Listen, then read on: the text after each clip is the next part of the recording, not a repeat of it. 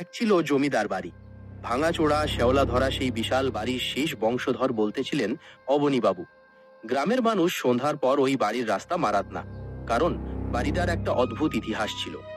দিনের বেলা বাড়িটা নিঝুম পড়ে থাকতো, কিন্তু রাত 12টা বাজলেই নাকি অন্দর মহল থেকে ঘুঙুরের আওয়াজ শোনা যেত। সাথে ভেসে আসতো এক নারী কণ্ঠের করুণ কান্নার সুর।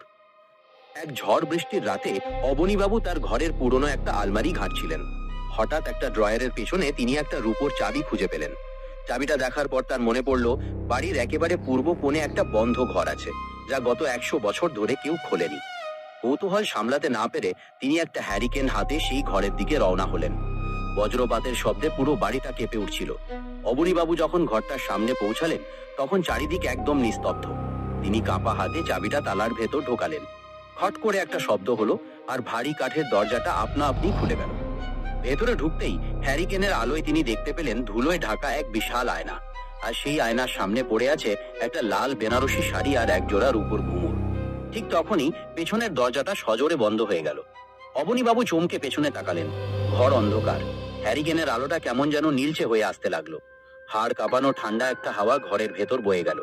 আর তখনই তার কানের খুব কাছে কেউ একজন ফিসফিস করে বলে উঠল, আমার ঘুঙুর জোড়া ফিরিয়ে দিতে এসেছো জমিদার? অবনীবাবু ভয়ে জমে গেলেন। আয়নার দিকে তাকাতেই তার রক্ত হিম হয়ে গেল।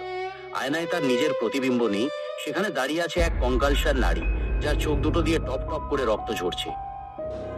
অবনীবাবু চিৎকার করতে চাইলেন, কিন্তু গলা দিয়ে কোনো আওয়াজ বেরোলো না। এক চরম আতঙ্ক তার পুরো শরীরকে অবশ করে দিল। আয়নার সেই কঙ্কালসার মূর্তিটি হাত বাড়িয়ে দিল অবনীবাবুর দিকে। তার লম্বা কালো নখগুলো যেন বাতাসের বুক চিরে এগিয়ে আসতে লাগলো। প্রাণ ভয়ে অবনীবাবু হ্যারিকেনটা ছুঁড়ে মারলেন আয়নাটার দিকে। ঝনঝন শব্দে আয়নাটা ভেঙে চুরমার হয়ে গেল। আর ঠিক সেই মুহূর্তেই ঘরের ভেতরে নীলচে আলোটা দপ করে নিভে গিয়ে চারপাশ ঘুটঘুটে অন্ধকারে ডুবে গেল। অন্ধকারের মধ্যেই অবনীবাবু দরজার দিকে ছুটলেন।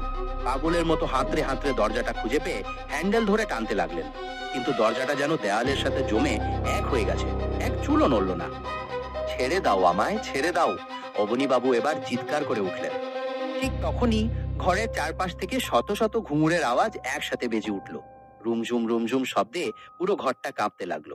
সেই শব্দের তীব্রতায় অবনীবাবুর কান ফেটে যাওয়ার উপক্রম হলো। অন্ধকারেই তিনি অনুভব করলেন ঘরের তাপমাত্রা -ডিগ্রিতে নেমে গেছে। তার নিঃশ্বাস নেওয়ার বাতাসটুকু যেন জমে বরফ হয়ে যাচ্ছে। হঠাৎ করেই অবনীবাবু টের পেলেন তার পায়ের নিচে মেঝেটা আর শক্ত নেই, যেন এক অদৃশ্য জলকাদা তাকে নিচের দিকে টেনে হিঁচড়ে নিয়ে যাচ্ছে। তিনি হাত পা ছুড়ে বাঁচার চেষ্টা করলেন, কিন্তু দেয়ালগুলো যেন চারপাশ থেকে আরো ছোট হয়ে তাকে পিষে মারার জন্য এগিয়ে আসতে লাগলো।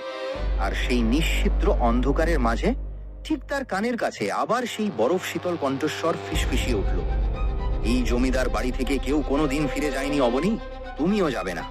এখন থেকে তুমিও আমাদের একজন। পরদিন সকালে গ্রামের মানুষ জমিদার বাড়ির সদর দরজাটা খোলা অবস্থায় পায়, কিন্তু অবনীবাবুকে আর কোথাও খুঁজে পাওয়া যায়নি। শুধু সেই বন্ধ ঘরটার ভেতরে ভাঙা আয়নার টুকরোগুলোর মাঝখানে পড়েছিল একজোড়া নতুন রূপোর ঘুঙুর, যা থেকে তখনও হালকা রক্তের দাগ লেগে মেঝেতে টপ টপ করে লাল রং ছড়িয়ে পড়ছিল। আজকের মতো গল্পটি এখানেই শেষ করছি। আশা করি আপনাদের ভালো লেগেছে। ভালো লাগলে অবশ্যই আমাদের সাথে থাকবেন এবং চ্যানেল সাবস্ক্রাইব করে দেবেন। সবাইকে অনেক ধন্যবাদ আমাদের সাথে থাকার জন্য।